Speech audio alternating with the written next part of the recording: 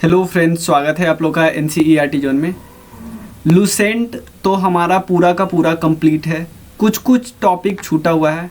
ये कुछ दिन पहले मैंने वीडियो डाला था, एक आध दिन पहले, और मैंने आप लोग से सजेशन लिया था, आप लोग से पूछा था, क्योंकि एक एक चीज़ देख पाना मेरे लिए बहुत टफ है, क्योंकि पूरा सीरीज कंप्लीट है, ऑलमोस्ट 95% प्लस।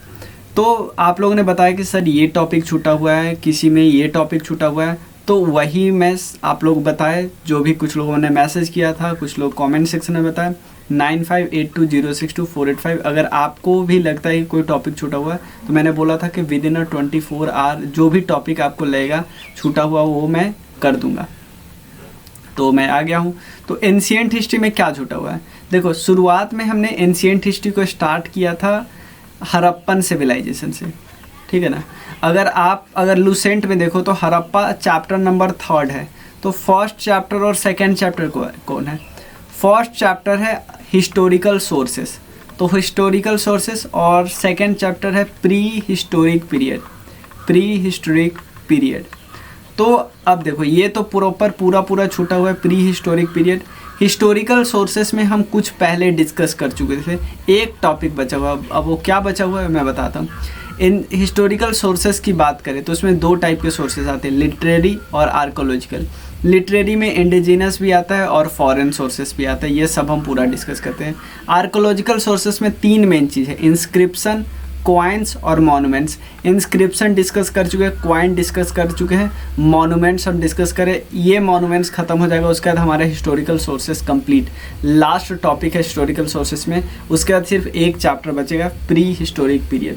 आप इस नंबर पर मैसेज करना कोई भी डाउट हो, और इवन आप हमारे नए नए कोर्स आए हैं, उस कोर्स को परचेज कर सकते हो। डिस्क्रिप्शन में सारे लिंक प्रोवाइडेड है, आप वहाँ से जा सकते हो। टेलीग्राम ग्रुप जरूर ज्वाइन कर लेना। चलिए शुरू करते हैं।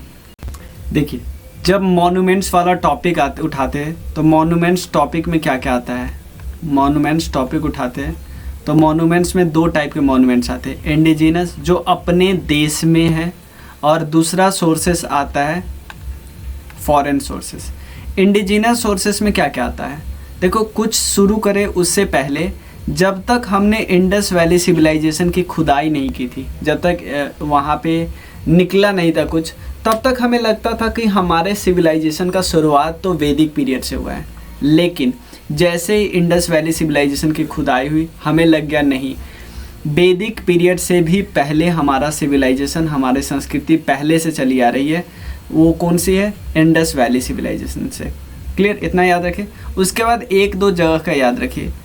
अतरंजी खेरा एक जगह है, अतरंजी खेरा, वहाँ पे एक्सकावेशन किया गया, तो वहाँ पे पता चला कि आयरन का सबसे पहले यहाँ पे, मतलब सबसे पहले जो खुदाई हुई, मतलब यहाँ पे खुदाई हुई, उससे पता चला कि आयरन का सबसे पहले यूज 1000 BC में होने लगा था। इसका सीधा सीधा मतलब है इंडस वैली सिविलाइजेशन में आयरन के बारे में, लोहे के बारे में लोग नहीं जानते थे। अतरंजी खेरा के एक्सकावेशन में पता चला। उसके बाद साउथ इंडिया में कई जगह पे खुदाई वगैरह की, वहाँ पे पता चला कि साउथ इंडिया और रोम, इटली की जो कैपिटल है, उसके बीच बहुत ज़्यादा ताल्लुकात थे, रिलेशनशिप थे। ये बात हमें पता चला, ठीक है। अब कुछ हम टेम्पल के बारे में डिस्कस कर लेते हैं। टेम्पल के बारे में उसके बाद डिस्कस करेंगे अलग अलग एग्जाम्पल, नागरा टेम्पल, द्रविड़ा टेम्पल, उसके बाद कुछ स्टैचू, उसके बाद पेंटिंग, और उसके बाद फिर फॉरेन मॉन्यूमेंट्स के बारे में डिस्कस करेंगे।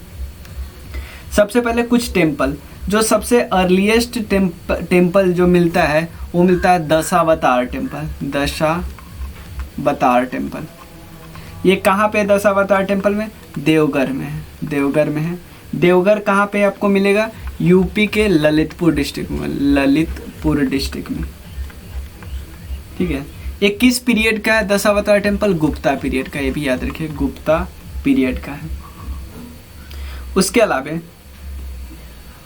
किस स्टाइल का टेम्पल है? ये नागरा स्टाइल का टेम्पल है। नागरा नॉर्थ इंडिया में, नागरा स्टाइल का फेमस चीज़ क्या होता है? शिखर।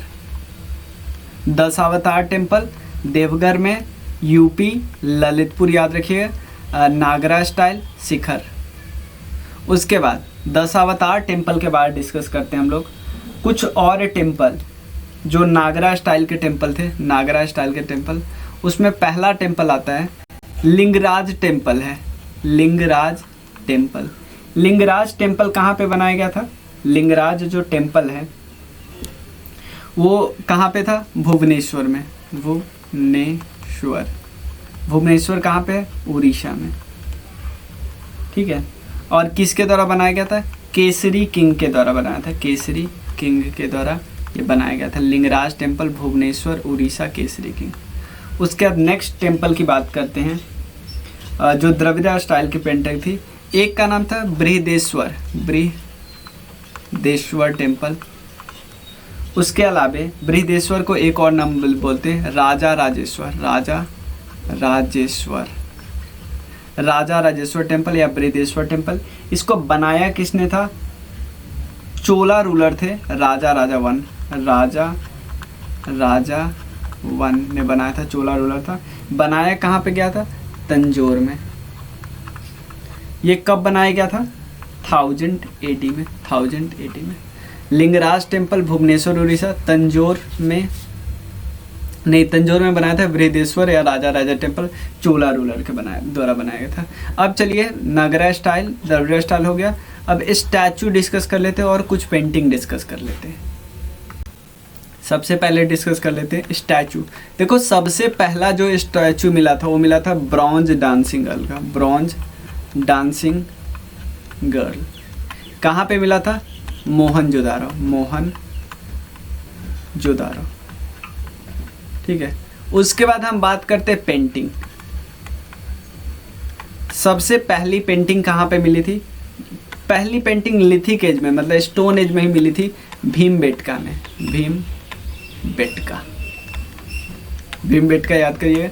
एमपी में रायसन डिस्ट्रिक्ट है, वहीं पे मिलता है रायसन डिस्ट्रिक्ट। तो पेंटिंग भी हो गया। अब हम कुछ फॉरेन मॉन्यूमेंट्स डिस्कस कर लेते हैं। फॉरेन मॉन्यूमेंट्स क्योंकि काफ़ी अच्छा रिलेशन था, खासकर इंडिया और साउथ ईस्ट एशियन कंट्री या साउथ एशियन कंट्री में काफ़ी अच्छा रिलेशनशिप था। ठीक है ना। ज़रूरी नहीं हम बोल रहे हैं कि साउथ ईस्ट एशियन के कंट्री को कब्जा किया था हमारे यहाँ के किंग है, लेकिन बहुत ज़्यादा रिलेशनशिप अच्छा था, ये बात हम बता रहे हैं। 3 फेमस देखो मॉन्यूमेंट्स तो बहुत जगह मिले हैं पूरे इंडोनेशिया में, जावा, सुमात्रा, बाली, बोर्नियो, इन जगह पे। मलेशिया में मलाया, कंबोडिया में कम्बोज जगह पे, थाईलैंड में श्याम जगह है, और वियतनाम में चंपा जगह है, सुवर्ण भूमि जगह है वर्मा में। ये सब जगह मिली है, लेकिन मेनली हम कुछ चीज़ों की बात करते हैं। एक बुद्धिस्ट टेम्पल मिला है बोरोबुदुर में। बोरोबुदुर कहाँ पे है? ये जावा आइलैंड के पास है, जावा आइलैंड्स। ये कहाँ पे? इंडोनेशिया में। ठीक है ना। और किसके द्वारा बनाया गया है? एक डायनेस्टी थी जिसका नाम था शैलेंद्र डायनेस्टी, उसके द्वारा बनाया गया था डायनेस्टी। ठीक है ना। और शैलेंद्र डायनेस्टी किस एम्पायर से बिलोंग करते थे? श्री विजया एम्पायर से बिलोंग करते थे। कहाँ पे एम्पायर इनका राज शासन था? Java, Sumatra. इसको हम बोल सकते हैं largest Buddhist temple in the world है, largest Buddhist temple in the world,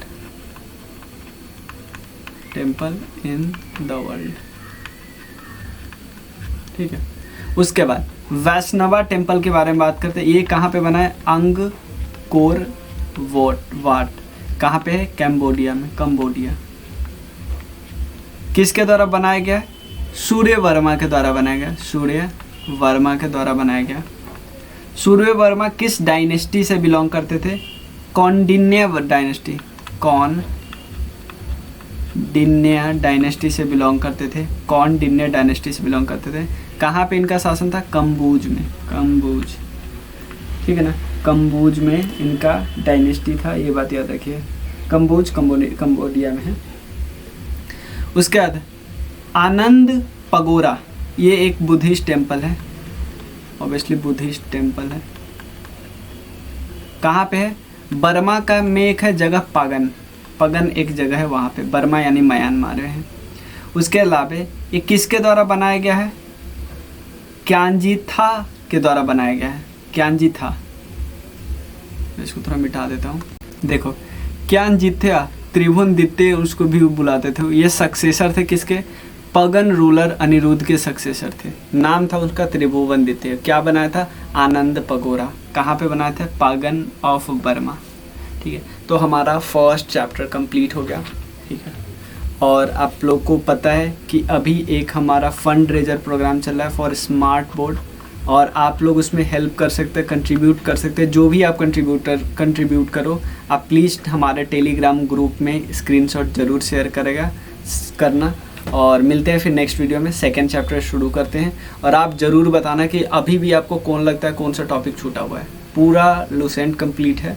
ठीक है, तो देखो मैं आपसे कंट्रीब्यूशन इसलिए मांग रहा हूँ क्योंकि मैं पहले पूरा दिखा चुका हूँ कि मैं क्या क्या करवा चुका हूँ, क्या क्या करवा सकता हूँ। ऐसे नहीं मैं शुरुआत में ही नहीं मारा, पूरा लुसेंट कंप्लीट है। उसके बाद मैं आपसे कोई हेल्प की मांग कर रहा हूँ, तो आप ज़रूर आप करना। Thank you.